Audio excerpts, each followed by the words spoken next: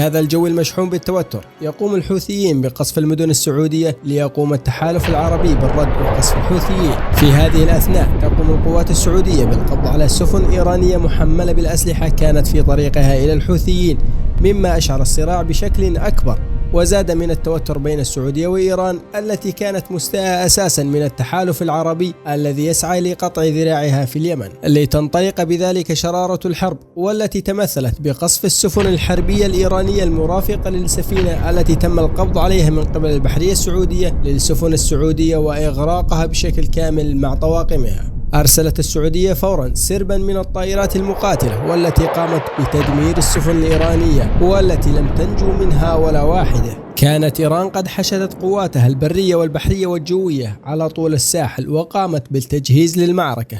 ماذا لو نشبت حرب بين السعودية وإيران؟ كيف ستجري أحداث المعركة؟ وكيف يخطط كل طرف للنيل من الآخر؟ كل هذا وأكثر ستعرفه في هذا السيناريو الذي سنبدأه بإجراء مقارنة على القوى العسكرية للجيشين. قبل البدء بالفيديو فضلا لا تنسى دعمنا بالاشتراك في القناة والإعجاب بالفيديو وترك مقترحاتك في التعليقات. مشاهدة ممتعة. يعد إنفاق إيران الدفاعي والذي يقدر بنحو 12 مليار دولار في عام 2016 متواضعا بالمقارنة مع السعودية التي تمتلك واحدة من أكبر الميزانيات الدفاعية في العالم والتي تقدر بنحو 63 مليار دولار عام 2016. وتكنولوجيا إيران الدفاعية في العموم تقع دون مستوى الدول الإقليمية الأخرى بكثير. والآن فلننتقل إلى أرض المعركة. إيران لديها جيش قوي يتضمن قوتين رئيسيتين، الحرس الثوري والجيش النظامي المعروف باسم الأرتيش. ويتحكم الأرتيش بمعظم قدرات إيران التقليدية الأكثر تطورا خصوصا في الميدانين الجوي والبحري. وبالمقارنة يركز الحرس الثوري على الحرب غير المتكافئة أو حرب الميليشيات. بالإضافة إلى ذلك يسيطر الحرس الثوري عبر وحدة قواته الخاصة المعروفة بفيلق القدس على العمليات والعلاقات العسكرية الخارجية مع حلفاء إيران التابعين مثل ما هو الحال في سوريا والعراق. أما الجيش السعودي فيعد أصغر ولكنه أفضل تسليحا، وتقع قوات الجيش السعودي الأساسية البرية والجوية والبحرية وقوات الصواريخ تحت قيادة وزارة الدفاع الداخلية. وتكمن نقاط القوة الرئيسية للجيش السعودي في القوات الجوية وقوات الدفاع الجوي. باتت الخطط الإيرانية الاستراتيجية ضد السعودية تظهر للعلن ولا تخفى على أحد، فطهران تعمل على كماشة بفك شمالي يتمثل بالحشد الشعبي في العراق وفك جنوبي يتمثل بالحوثيين في اليمن، مما أشعر المنطقة العربية وخصوصا السعودية بالخطر الذي يتمدد ويتوسع من حولها ليشمل حدودها بشكل كامل.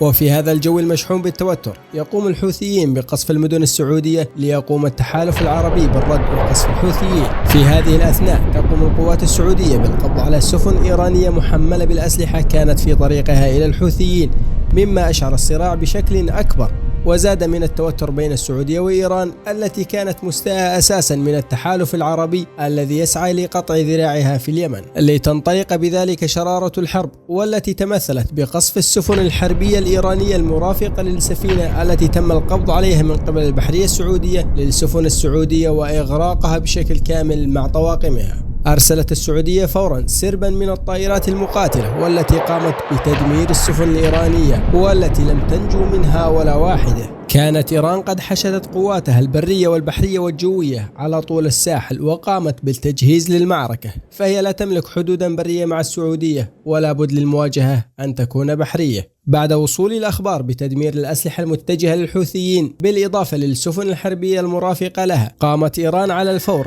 بإطلاق رشقات كثيفة من الصواريخ على الموانئ والمدن السعودية المقابلة لها ليتم التصدي لبعض الصواريخ وتدميرها في الجو من قبل الدفاعات الجوية السعودية. والبعض الآخر حقق أهدافه بإصابة بعض الموانئ والتجمعات العسكرية والمدنية في السعودية. قامت السعودية بإعلان حالة استنفار شاملة في البلاد والتجهيز على أعلى المستويات لخوض غمار هذه الحرب والتي لا مفر منها. تم الانتهاء من التحشيد سريعا لتنطلق أسراب المقاتلات السعودية وتدك الأراضي الإيرانية بالصواريخ دكا رهيبا لم تتوقعه طهران.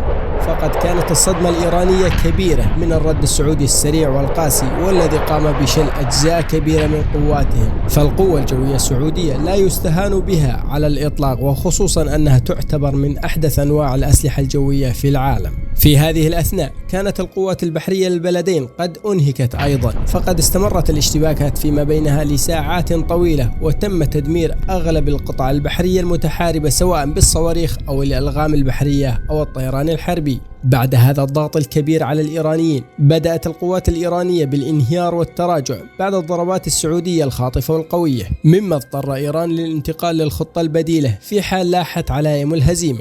ولو عدنا بالزمن قليلا إلى الوراء لأدركنا أن التجهيزات الإيرانية لهذا الهجوم كان قائما على قدم وساق منذ زمن بعيد، فقد كانت إيران تخطط لحصار السعودية من 3 جبهات، وذلك يسهل عليها الانتصار فيما لو وقعت الحرب. ولهذا قامت بإنشاء الحشد الشعبي في العراق، وقامت بدعم الحوثيين وتقويتهم في اليمن، وهذا هو أنسب وقت لاستخدامهم ومهاجمة السعودية من الجبهات الثلاث. فالجبهة الأولى هي الجبهة الإيرانية المباشرة، أما الجبهة الثانية فهي جبهة الحشد الشعبي من الشمال، والجبهة الثالثة هي جبهة الحوثيين من الجنوب. يترتب على ذلك تشتيت القوة السعودية وصعوبة تغطية كل هذه الجبهات بأعداد كافية من الجنود والعتاد. قامت طهران بإصدار الأوامر لتحريك أذرعها على الجبهتين العراقية واليمنية، فقام الحشد الشعبي بالهجوم على الحدود الشمالية، أما الحوثيين فقاموا بالهجوم من الناحية الجنوبية لتقع السعودية في مأزق كبير أدى إلى تراجع القوات السعودية في هاتين المنطقتين. قامت وزارة الدفاع السعودية بحركة ذكية استمدتها من خطة لرسول الله صلى الله عليه وسلم في إحدى حروبه،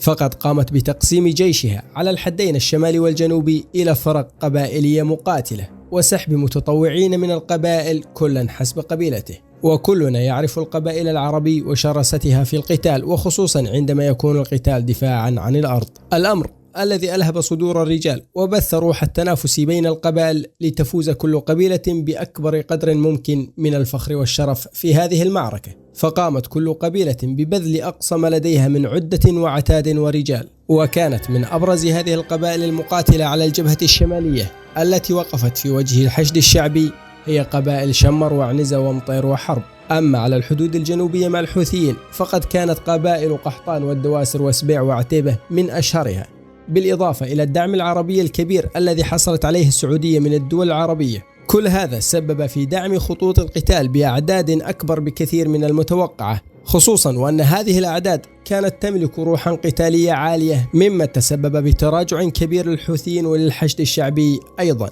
برز التفوق العربي واضحا لولا التدخل الروسي الذي قام بتقديم دعم كبير للإيرانيين باعتبارهم الحليف الوحيد الذي وقف معهم في حرب سوريا ضد الجيش الحر والأحرار هناك. فكلنا يعلم أن لا حلفاء لإيران في المنطقة سوى أذرعها وروسيا. أدركت أمريكا ومعها روسيا بأن الحرب إذا استمرت فإنها ستقود إلى حرب عالمية ثالثة لا محالة، فقامتا بعقد جلسة لمجلس الأمن والذي نتج عنه توقيع هدنة مؤقتة.